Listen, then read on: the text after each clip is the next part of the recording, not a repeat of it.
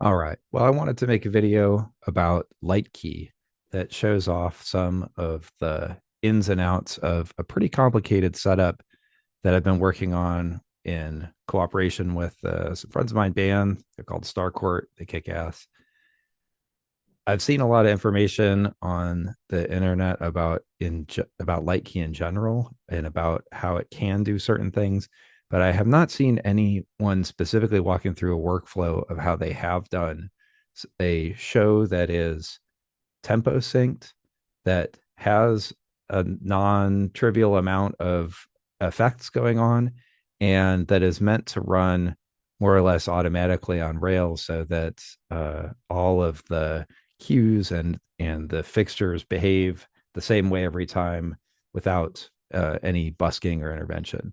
So this band plays synthwave kind of stuff that is synced to the backing track off of Logic, and so the actual approach here is to make a MIDI track that will trigger MIDI cues in Lightkey that cause the lights to do certain things in time with the music. That's the broad overview, and getting into the details here. Let's dive in. For the MIDI setup, we have a track in Logic that's set up to send MIDI output to the pseudo output interface called Lightkey input.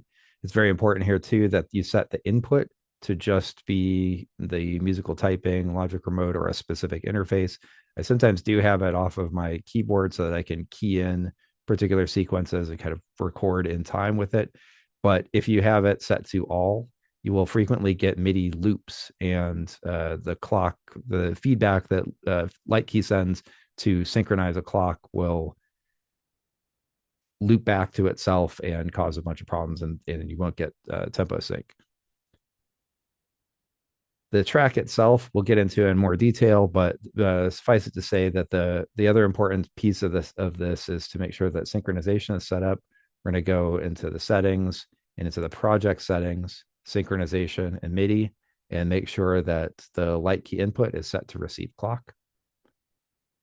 And conversely, now let's flip over to the Lightkey end of things and set up the matching input for those outputs that are coming from Logic.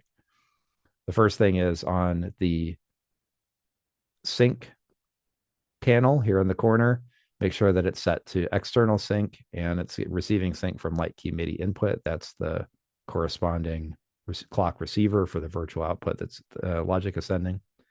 And in the external control window, Command E under MIDI, make sure the input is set to Lightkey input.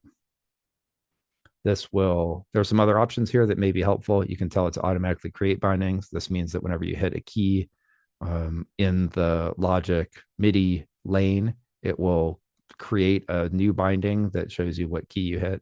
That's pretty cool also for creating CCs, which we'll talk about in a minute. The other helpful thing here is to switch back and forth between showing all bindings and hiding inactive live pages. We'll talk more about that in a minute, but we'll leave it on show all for now.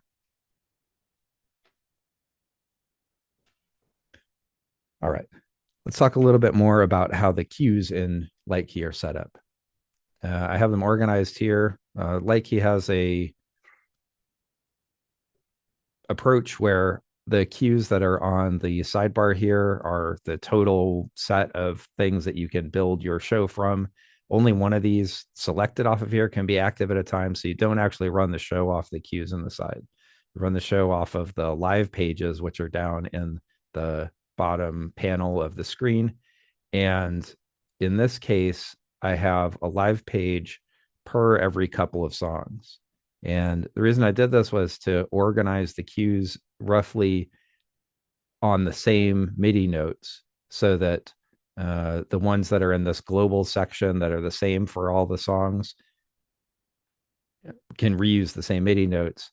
And the ones on the left side here change per song, but I can roughly use the same notes to trigger the equivalent set of cues regardless of what song is playing. What that looks like in practice is that each one of these cues is set up to be, if it's in a group like this, pull get info here. If it's set up in a group like this, they're usually set to be toggles. If they're alone, they're usually set to be flash behavior so that the note length indicates how long it's turned on.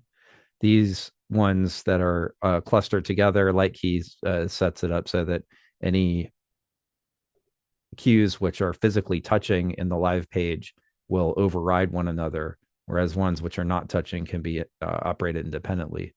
So that's flash versus toggle is an important consideration for these ones which are which are flashes that have some kind of modifier for them for this beat sequence.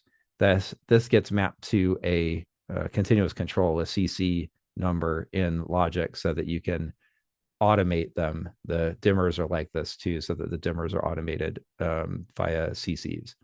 I haven't done too much of that with respect to the speeds of strobing, for example. I do have a few songs where I want slow fades and slow ins and outs that are different from the bump, the timing on the individual cues, which you can set. But if you want something that's a little more specific, it's better to do that with a CC.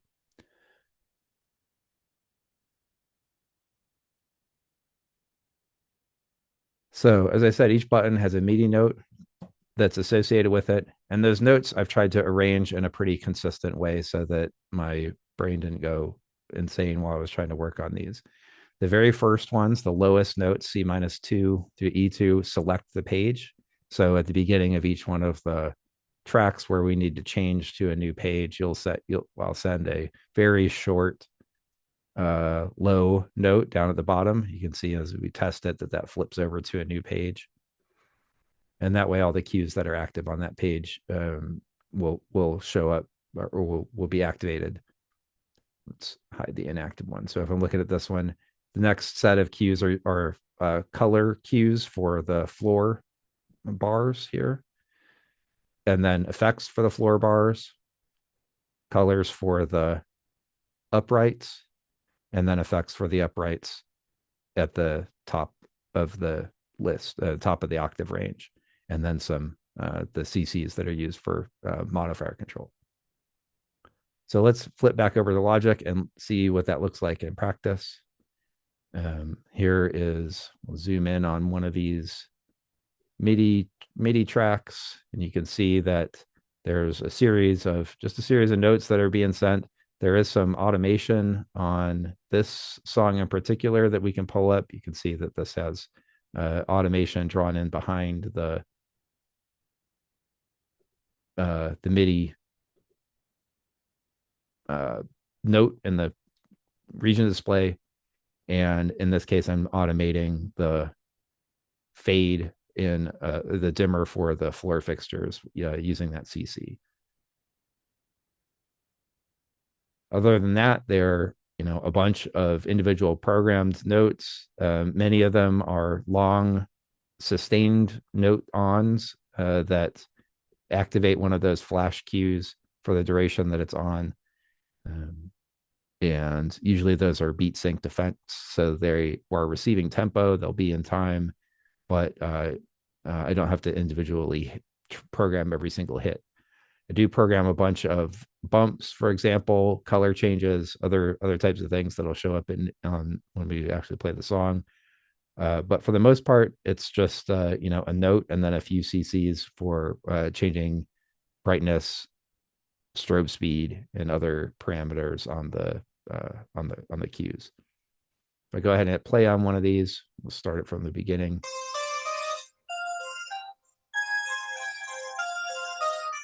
If I flip over to the Lightkey page, you can see this cue is activated from that note. The CC is slowly increasing the dimmer for the floor effects.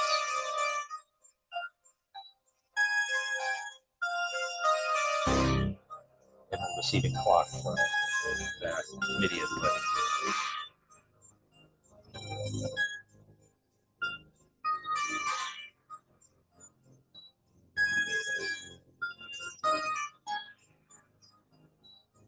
Visualizer is pretty good.